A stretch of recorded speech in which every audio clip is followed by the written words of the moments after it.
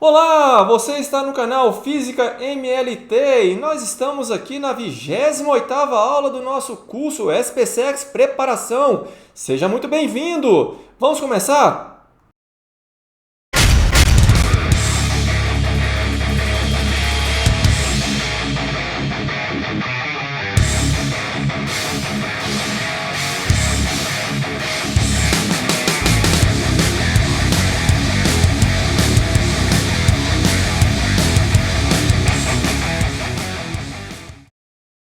Para essa aula, nós vamos dar continuidade à resolução de exercícios referentes aí ao assunto de estática, especificamente equilíbrio do corpo extenso.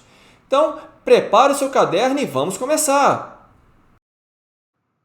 Então vamos lá, vamos para o nosso primeiro exercício extra para a aula de hoje. Então, após o enunciado, pause o vídeo, anote o enunciado no seu caderno, tente fazer, depois confira a resposta. Então vamos lá, vamos para a leitura do enunciado. Observe a figura a seguir. Então está aí a figura que foi colocada no enunciado. Na figura acima, temos um disco de raio R igual a 0,1 metro e espessura R sobre 3, com um buraco circular de raio R sobre 4. A distância entre o centro do disco e o centro do buraco é R sobre 2. A massa específica do material do disco vale 9,6 vezes 10 elevado à terceira kg por metro cúbico. Qual o módulo em newtons da força que, aplicada ao ponto A, garante o equilíbrio estático do disco na configuração representada acima? E ele forneceu a gravidade local 10 metros por segundo ao quadrado e também pede para que você utilize o π valendo 3. Então está aí as alternativas também que foram colocadas no enunciado. Então pause o vídeo, anote o enunciado no seu caderno, tente fazer e depois veja aí a solução. Então vamos lá, espero que você tenha anotado o enunciado no seu caderno, então vamos para a solução dessa questão. Então vamos pegar aí novamente a figura que foi colocada no enunciado e vamos resolver. Olha, eu poderia pensar no seguinte, eu poderia pensar em encontrar um novo centro de massa desse disco. Tá? Sem o orifício, o centro de massa está no centro. Mas com esse buraco aqui, olha, como se ele estivesse me dando aqui uma contribuição negativa, eu teria encontrado o centro de massa aqui desse outro lado, mais ou menos nessa posição aqui, tá certo? Uma forma de se fazer, ok? Bom, mas eu vou utilizar aqui uma técnica um pouquinho diferente, uma técnica interessante, vocês vão gostar, olha só. Imagine que esse buraco aqui, esse orifício, ele esteja me dando uma contribuição negativa para o torque com relação a esse ponto aqui, olha. De tal forma que é como se ele tivesse um pelinho para cima, tá? Pelinha sendo o peso desse buraco. Interessante, né? Para cima. Bom, como ele tem um buraco, é uma contribuição negativa. Isso porque você vai ter que fazer uma força aqui do outro lado, tá certo? Para manter esse disco nessa posição.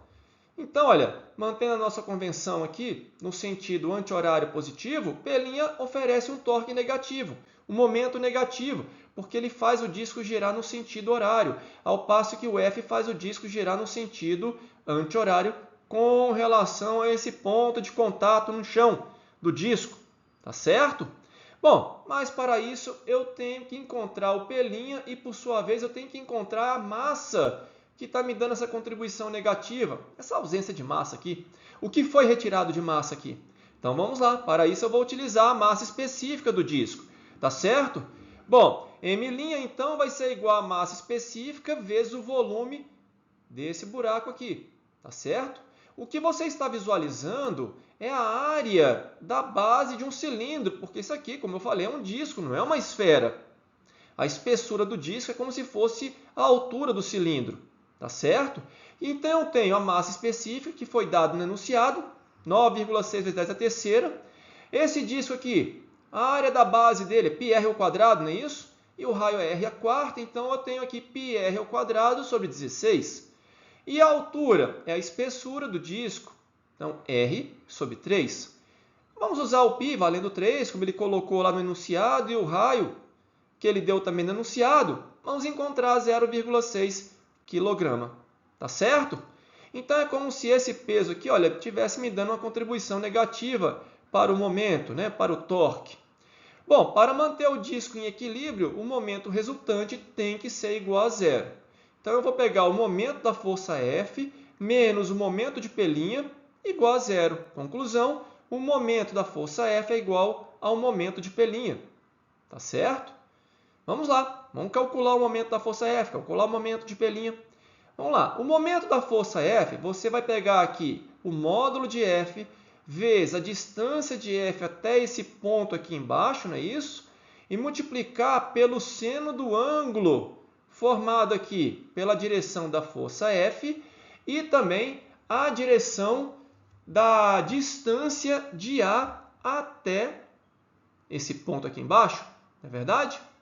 Bom, mas eu posso fazer o seguinte, olha só, eu posso pegar aqui, em vez de pegar o componente perpendicular da força F, eu teria que pegar o componente perpendicular, não é isso? Até a distância, né? Eu posso pegar o componente perpendicular da distância, tá certo? Em vez de pegar o componente da força F, eu vou pegar o componente perpendicular da distância, que é exatamente aqui, olha, é essa distância, tá certo? Que vai ser perpendicular a F, ok? E essa distância é o raio, tá certo? Aí facilita bastante, não é isso? Bom, eu tenho a força F vezes a distância, que vale 0,1, que é o raio.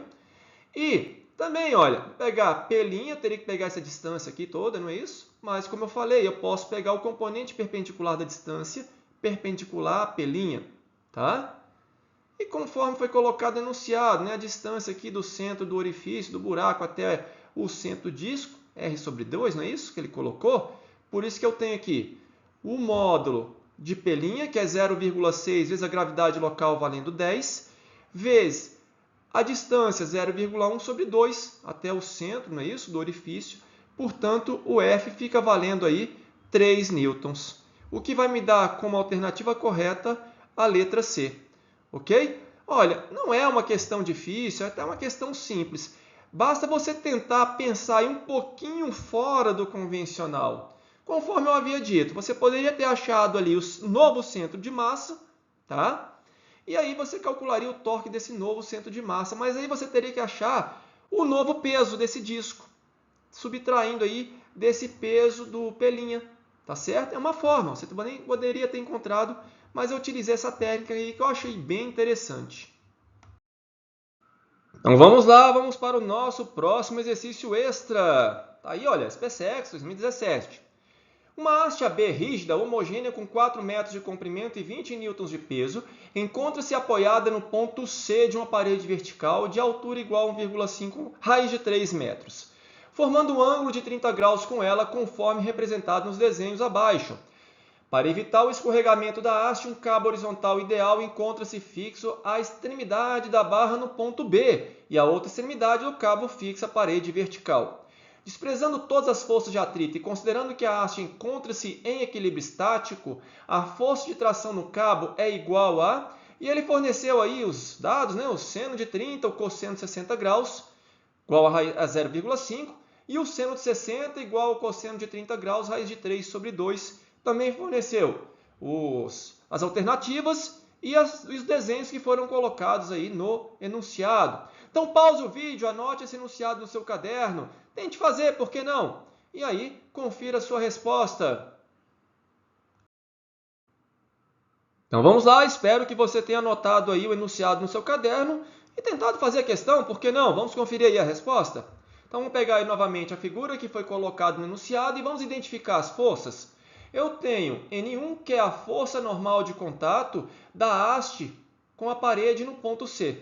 Repare que essa força de contato aqui é perpendicular às superfícies de contato. No caso, perpendicular à haste, tá certo?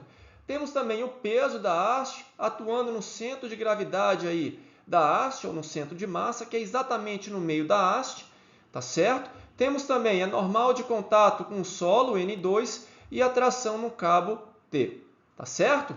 Bom, a distância do ponto B até o centro de gravidade aqui, olha, o centro de massa, 2 metros, não é isso?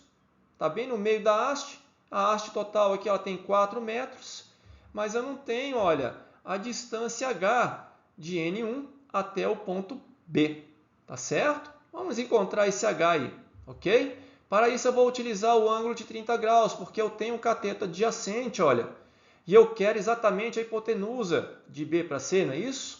Que eu estou chamando aqui de H. Então, vamos encontrar aqui o H valendo 3 metros. Então, de A até C, né, vale 1 metro, não é isso? Bom, agora que eu tenho H, eu posso pensar no equilíbrio dessa haste. Vamos pegar aqui, olha, a nossa convenção do torque e vamos pensar no torque ou no momento resultante, não é isso? Com relação ao ponto B, porque eu não conheço o N2 e nem conheço a tração.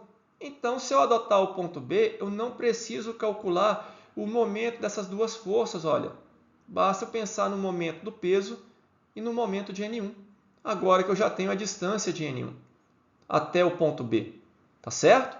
Então, vamos lá. Esse ângulo aqui, olha, entre a haste e o peso também vale 30 graus. São ângulos aqui correspondentes. Não é isso? Então, com relação ao ponto B, o momento resultante tem que ser igual a zero. Lembrando aí do momento, F vezes D vezes seno de θ, não é isso? Eu vou usar aqui o seno de 30 graus para o cálculo do momento do peso. Tá? Então, vamos lá. Repare o seguinte, com relação ao ponto B, o peso faz a haste girar no sentido horário e o N1 faz a haste girar no sentido anti-horário. Então, N1 contribui com o momento positivo, torque positivo, e P contribui com um torque, um momento negativo. Por isso que eu tenho aqui, olha, menos P. Ok? A distância até B, 2 e o seno de 30, conforme eu havia dito. O N1 já é perpendicular à haste, olha. Então, sem problema, não preciso usar aqui o seno de 90 graus, que vale a unidade. Com isso, olha, substituindo os dados que nós temos aí do enunciado, eu encontro o N1 valendo 20 terços de Newton. Ok? Mas não quero isso, né? Eu quero o quê? A tração do cabo, não é isso?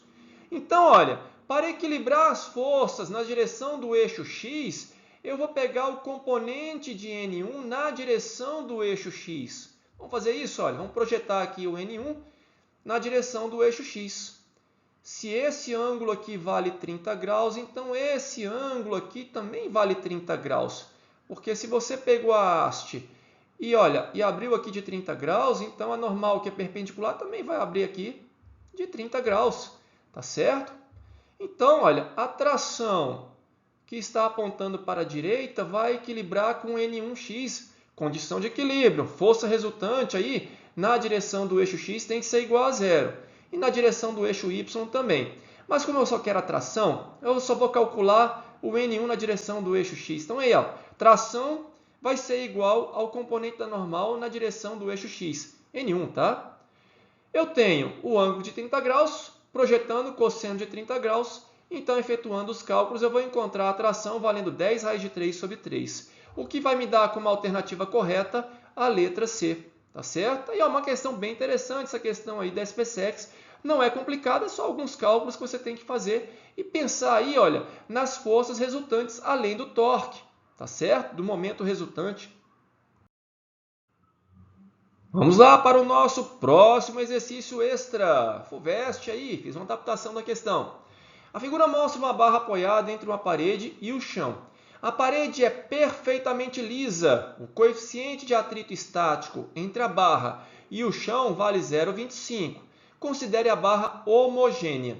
Letra A. Desenhe o esquema das forças que atuam sobre a barra. Letra B. Calcule a tangente do menor ângulo alfa entre a barra e o chão para que não haja escorregamento. Então, pause o vídeo, anote o enunciado no seu caderno e tente fazer essa questão.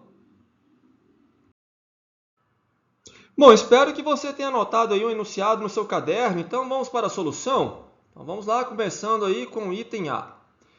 Para um corpo extenso em equilíbrio, quando ele é submetido à ação de 3 forças, sabemos que essas forças serão coplanares, mesmo plano, tá? E concorrem a um ponto em comum. Ou são paralelas. Vamos ver? Então tá aí, olha. Vamos pegar aí novamente a haste e visualizar as forças que estão atuando na haste.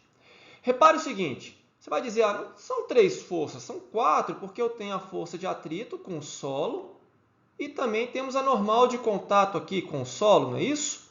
Acontece que essa normal com o solo e a força de atrito, essas duas forças juntas me oferecem aqui uma força resultante, o que eu chamo aqui de reação do solo na haste, tá certo? Então, trata-se aqui de uma única força, olha. É a soma da normal S, normal com solo, e a força de atrito com solo, né? A força de atrito que o solo exerce na haste, ok? Então, eu tenho essa R aqui, essa força resultante, concorrendo para esse ponto A. Além disso, olha, eu tenho peso bem no centro da haste, pois ela é homogênea, tá? Também concorrendo aqui para o ponto A, o prolongamento dela concorre para o ponto A. E a parede na vertical, olha, ela não tem atrito. Então, eu só tenho esse NP aqui, olha. Tá certo? A normal com a parede. Força normal de contato, ela vai ser perpendicular à superfície de contato. Portanto, ela é perpendicular à parede. Está na direção horizontal. Mesma direção da força de atrito. Por isso que se eu tenho esse ângulo aqui valendo alfa, eu também tenho o ângulo aqui, olha, da normal com a direção da haste valendo alfa. Tá certo? Repare que eu peguei esse ângulo aqui, olha, valendo beta. Esse ângulo beta aqui e esse ângulo alfa, eles fazem parte desse triângulo retângulo, porque o peso está na vertical, perpendicular ao solo. Então, alfa e beta são ângulos complementares. Vamos para a solução da letra B? Então, vamos lá. Olha, para a solução da letra B, eu vou pensar no momento resultante com relação ao ponto B, tá certo? Porque assim, olha, como eu não conheço quanto é que vale essa reação aqui, olha, esse R, eu pelo menos calculo somente o momento, né, oferecido pelo peso e o momento oferecido por NP aqui, olha, tá certo? Ou os torques, se você preferir, tá? Então, vamos lá. Com relação a esse ponto B aqui, olha, o contato da haste com o solo, ok?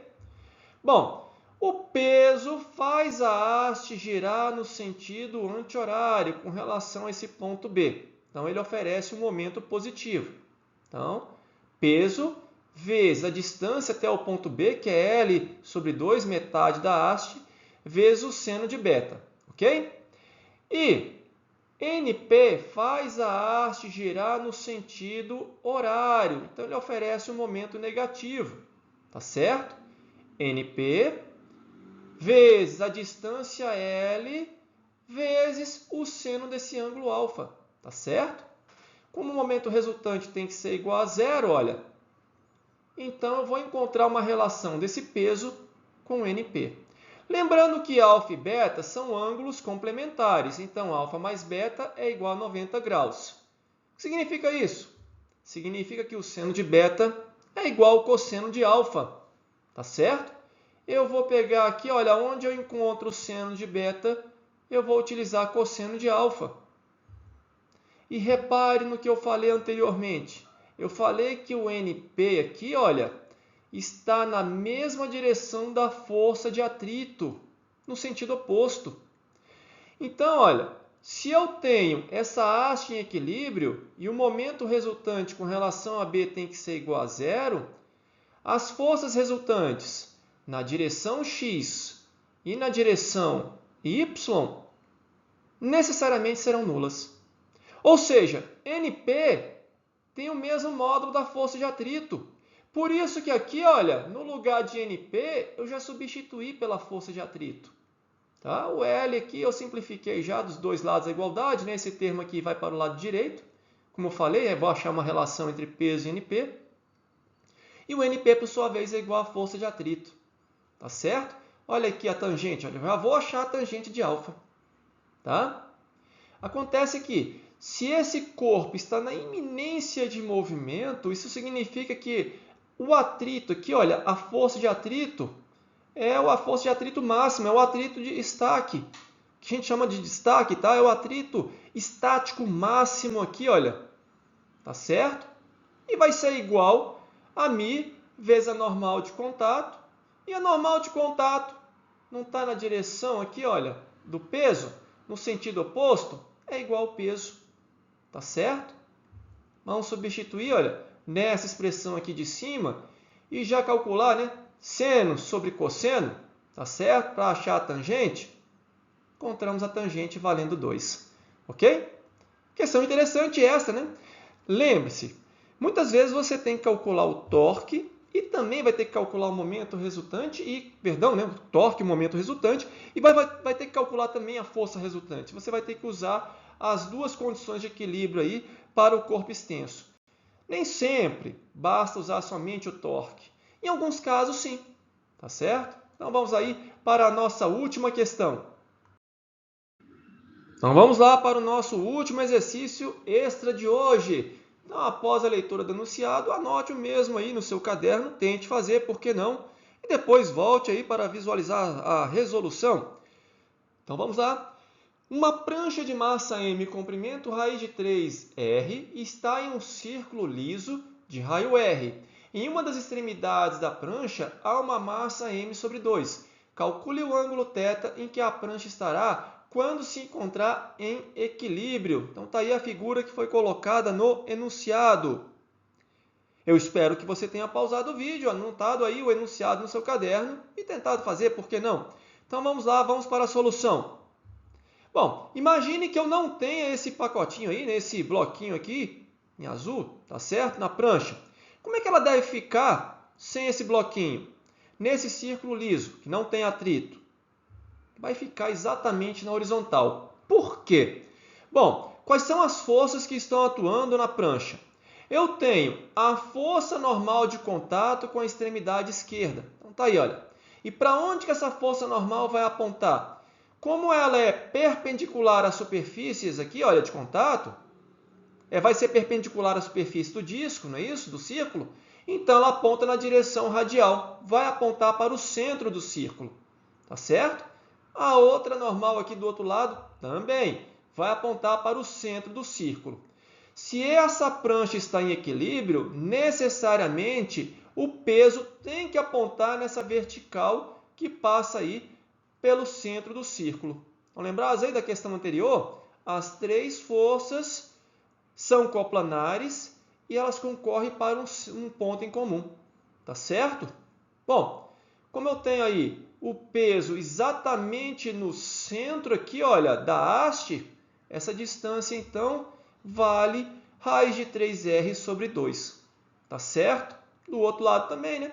Raiz de 3R sobre 2. Ok? Então, o peso aqui que está bem no centro, ele vai ter que ficar nessa vertical, não tem jeito, tá? Não tem como. Então, por isso que ela vai ficar exatamente na horizontal, certo? Bom, vamos lá. Se eu tenho essa distância aqui, olha, raiz de 3R sobre 2, e eu tenho essa distância da extremidade esquerda, por exemplo, até o centro do círculo, também valendo R, eu encontro esse ângulo. Basta eu pegar, por exemplo, o seno dele, olha, cateto oposto sobre o cateto adjacente, tá certo? 60 graus. E se esse ângulo vale 60 graus, eu já sei quanto é que vale esse pedaço aqui, olha, que vai do centro do círculo até a haste, R sobre 2, tá certo? O que acontece? Quando eu colocar esse bloquinho aqui de massa M sobre 2, eu vou alterar o meu sistema. O meu sistema agora não vai ter mais o centro de massa exatamente aqui nesse centro. Esse centro de massa dele vai ser deslocado para uma outra posição, provavelmente nesse pontinho aqui, olha. Vamos encontrar esse centro de massa. Então, vamos lá. Então, lembradas as técnicas que nós utilizamos na aula passada? Vamos aplicar aqui, olha. É como se eu tivesse a massa aqui e uma massa aqui. Tá certo? Bem na extremidade aqui da prancha. Então, vamos lá. O novo centro de massa, então, vai ser igual à distância aqui a partir da extremidade esquerda, não é isso? Raiz de 3R sobre 2, vezes a massa, que vale M, mais a extremidade aqui total, não é isso? Raiz de 3R, vezes M sobre 2, que é a massa desse bloquinho. Tá? Estou desprezando, claro, o tamanhozinho desse bloquinho. Ok? Então, olha, dividido pela massa total, 3M sobre 2, eu encontrei aqui o novo centro de massa aqui, olha, do meu sistema. Tá certo? E se eu pegar a diferença entre o centro de massa antigo, né, o centro de massa antigo, e o novo centro de massa, eu vou ter a distância entre eles, olha. No caso aqui, valendo raiz de 3R sobre 6. Tá certo? Vamos visualizar isso? Então, vamos lá. Então, tá aí, olha. Sem o bloquinho azul, o centro de massa seria exatamente aqui no centro da prancha. Mas, quando eu coloco o bloquinho azul, eu já não tenho mais o centro de massa nessa posição. Eu vou ter agora nessa nova posição. Tá certo?